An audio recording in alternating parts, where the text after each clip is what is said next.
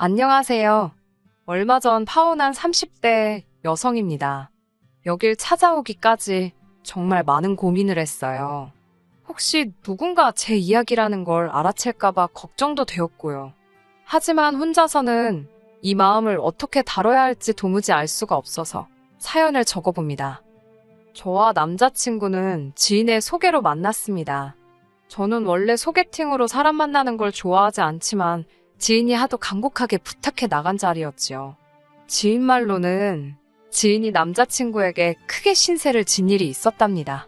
그래서 남자친구에게 밥이라도 한 끼 대접하겠다 했는데 남자친구가 극구 사양을 하더래요. 그럼 술은 사주겠다 했지만 그것도 싫다고 했고요. 그러더니 며칠 뒤 여자를 소개시켜주면 안 되냐고 하더랍니다. 그러면서 제 남자친구도 정말 괜찮은 사람이니까 한번 만나보라고 제 등을 떠밀더군요. 그래서 얼떨결에 나가기로 약속을 했네요. 나가기로 약속은 했지만 솔직히 당일까지도 그다지 내키지 않았던 게 사실이에요. 그렇다고 약속을 깰 수도 없는 노릇이었으니 밥이나 한 끼 먹고 상황 봐서 커피까지만 마시고 얼른 집에 들어와야겠다고 생각했지요. 하지만 어색하고 불편할 거라는 제 걱정과는 달리 첫 만남임에도 불구하고 남자친구와의 대화가 편하고 즐거웠습니다. 어찌나 시간이 빨리 흐르던지 문득 고개를 들어 시계를 확인했을 땐 이미 같이 있은 지 5시간이나 지나 있던걸요. 시간 가는 줄도 모르고 처음 본 사람과 오랫동안 끊임없이 이야기를 나눴다는 사실이 저뿐만 아니라 남자친구에게도 신선한 충격이었던 모양입니다. 그 다음은 예상이 가시겠지요? 저희는 서로가 서로에게 빠른 속도로 빠져들었네요. 얼마 지나지 않아서 저희 관계는 사귀는 사이로 발전했고요. 저와 남자친구의 배경에 대해서 조금만 더 이야기를 해보자면 일단 저는 사업을 하시는 아버지와 은행을 다니시던 어머니 덕분에 경제적으로 어려움 없이 자랐습니다. 지금은 두 분 다 조만간 은퇴하시고 시골에 내려가 사실 계획을 하고 계시고요. 자랑 같지만 부모님 앞으로 작은 건물도 있고 이래저래 노후 준비는 끝내두신 걸로 알고 있습니다. 또한 저희 부모님은 굉장히 적극적이고 긍정적이세요. 제가 어렸을 때부터 항상 저에게 실패를 두려워하지 말라고 가르쳐 주셨죠. 매사에 있어 제 의견과 결정을 존중해 주시고요. 책임감의 무게도 가르쳐 주셨습니다. 제가 사랑하고 존경하는 부모님이다 보니 좋은 건 다 적어 놓은 것 같네요. 아무튼 그 정도로 저와 부모님 사이가 끈끈하다 보니 어느샌가 남편감도 부모님과 비슷한 성향을 가진 사람으로 찾게 되었던 것도 사실이에요. 그리고 전 제 남자친구가 바로 제가 찾던 그 사람이라고 생각했지요. 남자친구와 사귀기로 하고 얼마 지나지 않았을 때 있었던 일입니다. 같이 공원을 걷고 있었는데 남자친구가 제게 손을 잡아도 되겠냐고 조심스럽게 묻더라고요. 솔직히 분위기에 휩쓸려 잡았다고 하더라도 제가 화를 내지는 않았을 거예요. 하지만 남들은 별일 아니라고 무신경하게 넘어갈 수 있는 일임에도 제 의사를 묻는 남자친구의 태도에 크게 감동받았습니다. 또래 남자들에게선 볼 수 없었던 순수하고 귀여운 면도 마음에 들었고요. 이후로도 남자친구는 모든 일에 있어 제 의견을 물어보곤 했는데 그런 그의 행동은 저로 하여금 존중받고 있다는 느낌을 받게 했고 남자친구와의 결혼도 결심하게 만들었네요. 남자친구와 저 두 사람만 놓고 보자면 사실 크게 문제가 될 게 없는 조합이었습니다. 남자친구나 저나 중위권 이상의 대학을 졸업했고 안정적인 직장에서 비슷한 수준의 연봉을 받고 있었으니까요. 하지만 결혼은 둘이 좋아서만 될 일이 아니라는 걸 결혼 준비를 하면서 조금씩 알게 되었지요. 제가 지금 단순히 양쪽 집안 어른들의 경제적 차이를 논하자는 게 아닙니다. 진짜 문제는 양가 어른들의 성향, 성격이었지요. 이제 와서 말이지만 어머님께서는 길다면 길고 짧다면 짧은 제 30년 인생에서 가장 상대하기 어려운 분 중 한 분이셨습니다. 평생을 같이 사신 아버님이 존경스러워질 정도로요. 처음 결혼 이야기가 나오고 시댁에 인사를 드리러 갔던 날이었습니다. 어머님께서는 집에 딱히 먹을 것도 없다며 나가서 먹자고 하시더군요. 급하게 인터넷을 찾아보니 다행히 멀지 않은 곳에 평점이 높은 고깃집이 있었기에 자연스레 그곳으로 가게 되었고요. 사실 스스로 주체가 되어 다른 사람들을 위해 장소를 고르면 걱정이 되지 않나요? 저는 그렇더라고요. 상대가 장소나 음식을 마음에 안 들어하면 어쩌지 싶어서요. 이번에도 비록 저와 남자친구가 같이 찾은 장소이긴 했지만 혹시나 어머님께서 마음에 안 들어 하시면 어쩌나 걱정스러웠어요.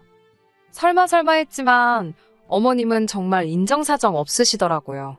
밑반찬이 나오기가 무섭게 어머님께서는 뭐 하나 찍어 먹을 것도 없다고 젓가락으로 반찬 그릇을 탁탁 치셨습니다. 그리고는 식당 내부를 찬찬히 뜯어보시며 연신후지다.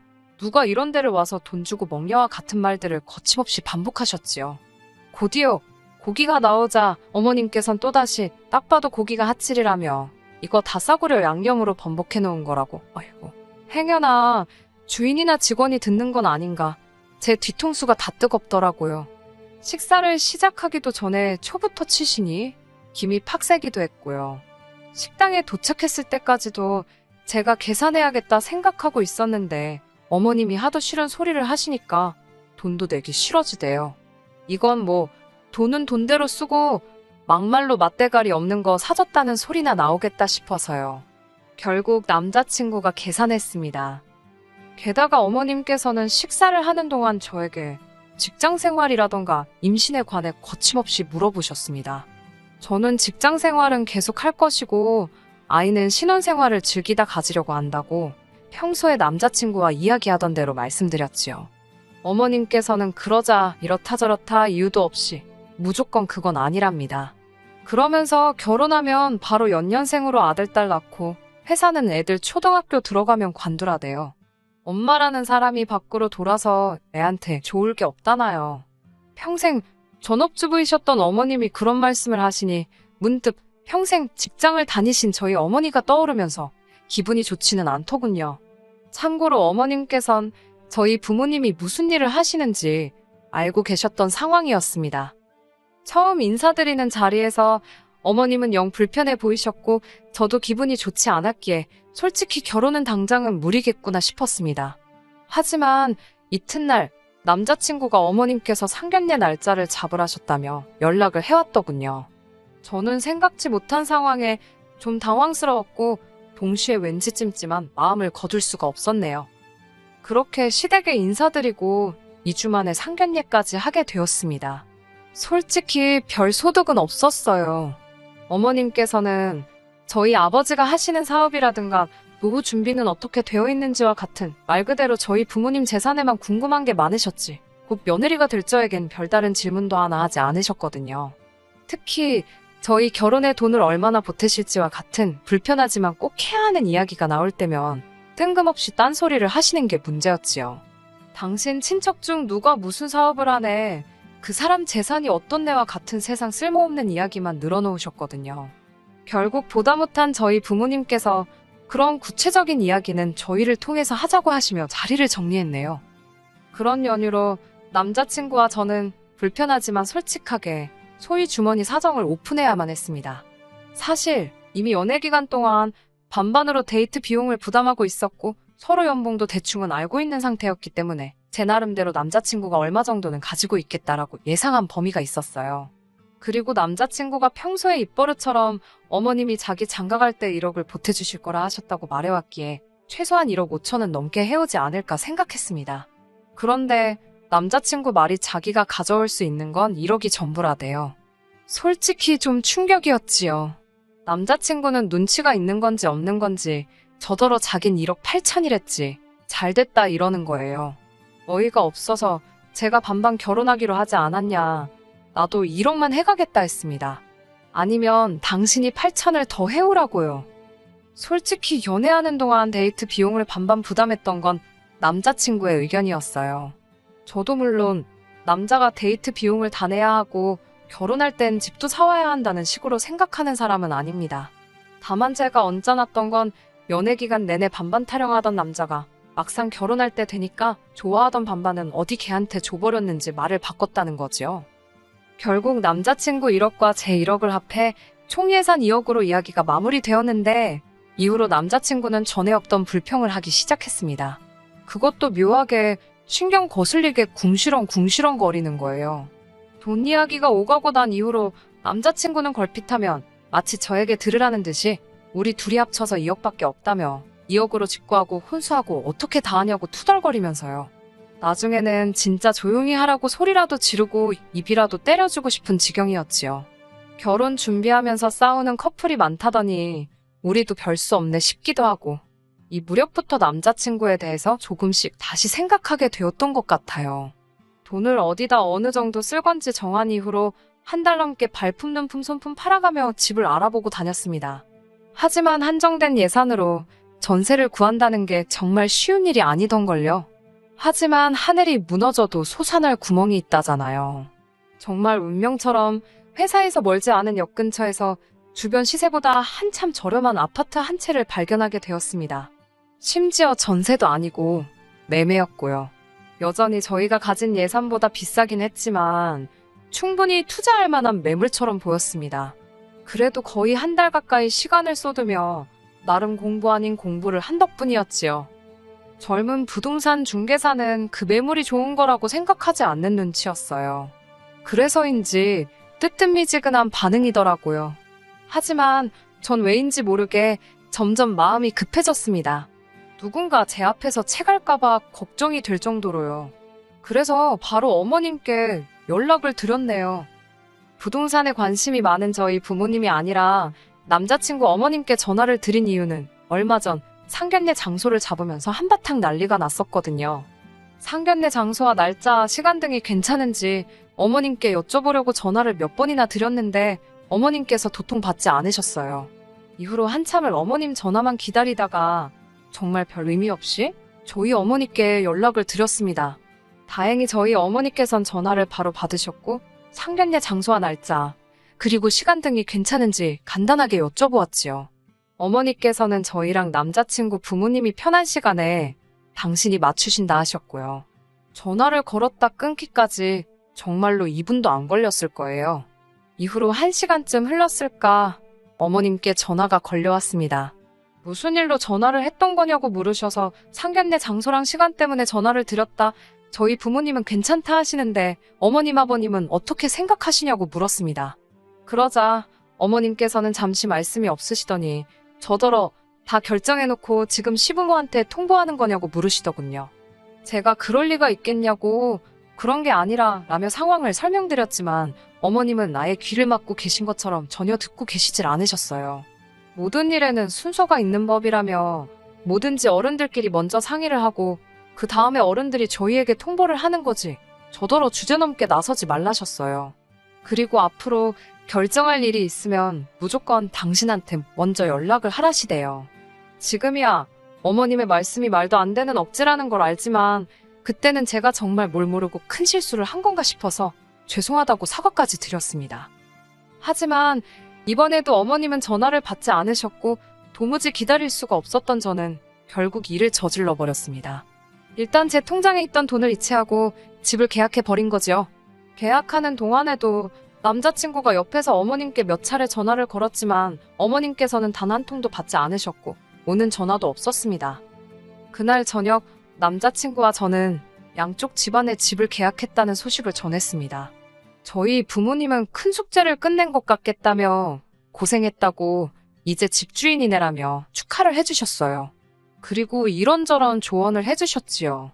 하지만 남자친구의 집은 분위기가 완전히 달랐던 모양입니다. 이튿날 출근 준비로 한참 바쁜 시간에 남자친구에게 전화가 걸려왔습니다. 그리고선 한다는 말이 어머님께서 당신과 상의도 없이 집을 살 수가 있냐며 제가 당신을 무시했다고 엄청나게 화가 많이 나셨다며 큰일 났다는 거예요. 그러면서 지난번에 분명히 주제넘게 나서지 말라고 했는데 제가 시댁 갈 길을 모같이 아는 모양이다고 그런 이야기까지 전하더라고요. 저는 일단 남자친구가 전할 말 못 전할 말 분간을 못하는 사실에 화가 났습니다. 그리고 아직 식도 안 올렸는데 벌써부터 이렇게 나에게 말씀을 막 하시는 걸 보라고 이 정도는 자기가 알아서 선 넘지 않게 정리해 줄 수 없는 거냐고 이런 것까지 다 나한테 전할 거냐고 조근조근 물었습니다. 그러자 한다는 말이 연애 때도 항상 제 의사를 묻지 않았냐는 거예요. 세상에 이 인간이 눈치를 엿바꿔 먹었나 싶더라고요. 아무튼 그래도 어머님이 화가 많이 나셨다니까 내가 만나서 설명을 드리겠다 했습니다. 설명을 듣고 나시면 칭찬은 안 해주셔도 노여움은 푸시지 않겠나라는 기대가 있었거든요. 그날 저녁 시댁에 도착하니 어머님께서 찬바람이 쌩쌩 부는 태도로 절 대하시더군요. 어머님께서는 저더러 당신을 뭐라고 생각하냐입니다. 그러면서 당신은 제가 무섭다네요. 어떻게 그렇게 당신하고 상의도 없이 떡하니 집을 계약하고 올 수 있냐고요. 그리고는 저더러 혹시 당신 재산 빼먹을 궁리를 하고 있냐입니다. 어이가 없었지요. 이렇게 말하면 안 되지만 솔직히 누울 자리 보고 발 뻗는다고 뭐가 있어야 그런 생각도 하지 않겠어요? 심지어 그 아파트가 2억 4천이었는데 제가 고집으로 계약한 것도 있고 해서 1억 4천은 군소리 없이 제가 부담하려고 하고 명의도 공동명의로 할 생각이었거든요. 그런데 그런 제 속도 몰라주시고 어머님께서 마치 저를 날강도 대하듯 하시니 황당하기 짝이 없었지요. 어머님께선 통 분을 못 삭히시는 듯 하더니 제 버릇을 고쳐놔야겠다면서 보태주시기로 한도는 없던 일로 하신다셨습니다. 당신 탓을 하지 말고 저의 경거망동을 반성하라나요. 어처구니가 없었어요. 집 계약할 때 분명히 옆에 남자친구도 있었는데 순식간에 제 잘못으로 취급되는 건지 이해가 안 되었고요. 저는 어머님께 제가 하는 게 전부 다 마음에 안 드시나 보다고 한마디 했습니다. 그러자 저더러 그럼 네가 잘한 게 뭐가 있냐입니다. 그러면서 저나 저희 집이나 순서와 절차는 어디 밥 말아먹었냐면서 상견례부터 시작해서 다 문제랍니다. 항상 저희 집에서 먼저 시댁에 연락해 어머님 그러니까 시댁의 의견을 여쭙고 상황을 설명하고 해야 하는데 그런 절차가 없대요. 저희 집에는. 그러면서 당신이 그걸 다 뜯어 고쳐놓겠답니다. 저는 안 고쳐주셔도 된다고 그냥 이 결혼 못하겠다고 했네요. 저도 솔직히 욱해서 내뱉은 말이긴 했는데 하고 나니까 후련하단 생각과 동시에 그래 안 해야겠다라는 결심이 섰달까요? 옆에서 꿀먹은 모마냥 입 딱 다물고 있던 남자친구가 갑자기 저더러 그런 말을 상의도 없이 하면 어쩌냐고 파혼이라도 하자는 거냐입니다. 제가 못할 것도 없지 않냐고 그러니 그냥 아파트 계약 포기하고 어머님이랑 집 보러 다니랍니다. 그러면서 빨리 죄송하다고 그러라면서 거의 윽박지르다시피 하더군요. 어처구니가 없어서 내가 뭐가 죄송하냐고 막말로 네가 무슨 재주로 어디 가서 1억으로 아파트를 사냐고 그거 내가 도와주려는 건데 어머님이 당신 아들 복을 발로 차신다고 쏴붙였습니다. 그렇게 파혼을 하게 되었는데 물론 그 과정이 아름답지 못했습니다. 처음에 한 2, 3주 동안은 남자친구가 자기가 행동을 똑바로 못했다며 연락을 해왔어요. 제 편을 들었어야 하는데 자기도 그런 역할은 해본 적이 없어서 서로 좋은 게 좋은 거라고 어쩌고 저쩌고 됐다고 했습니다. 매번 이런 식으로 다툴 때마다 처음 타령하면 그것도 골치 아프잖아요. 어머님같이 사람 짐 빠지게 하고 머리 복잡하게 하는 사람하고 더 이상 시간 낭비하기 싫다고 그랬네요. 그런데 정말 어이없으면서도 웃겼던 건 파혼 이후 한 6개월쯤 지났을 때 있었던 일입니다. 그때 제가 산 아파트가 정말 물건이었더라고요. 한 반년 만에 1억 넘게 올랐더라니까요. 그때 제가 시세보다 정말 싸게 산 것도 한몫했고요. 그런데 그 소식을 어디서 들었는지 어머님께서 연락을 해오셨습니다. 자기가 그땐 심했던 것 같다면서 지금이라도 다시 결혼 준비를 하랍니다. 그 집 팔아서 준비하면 저번보다 여유 있게 할 수 있지 않겠냐면서요. 제가 너무 웃겨서 어머님 지금 어디시냐고 술 취하셨냐고 밖에서 주무시면 입 돌아가니까 들어가서 주무시라고 그랬네요. 솔직히 자식 팔아 장사하는 게 별건가 싶어요. 어머님이 멀쩡한 제 머리채 쥐어잡고 아들 몸값 좀 올려보시려고 그랬나 별의별 생각이 다 들기도 하네요. 뭐 어쨌든 이제 다 끝난 이야기이니까요. 아, 저 그리고 그 아파트 팔았습니다. 재미도 좀 봤고 덕분에 저 내년에 대학원 갑니다. 직장 생활과 병행하는 게 쉽지는 않겠지만 결혼 생활보다는 즐거울 것 같네요. 너무 기대됩니다. 끝까지 들어주셔서 감사합니다. 오늘의 사연은 여기까지입니다. 구독과 좋아요, 알람 설정 부탁드리고 더 좋은 사연으로 다시 찾아뵙겠습니다. 감사합니다.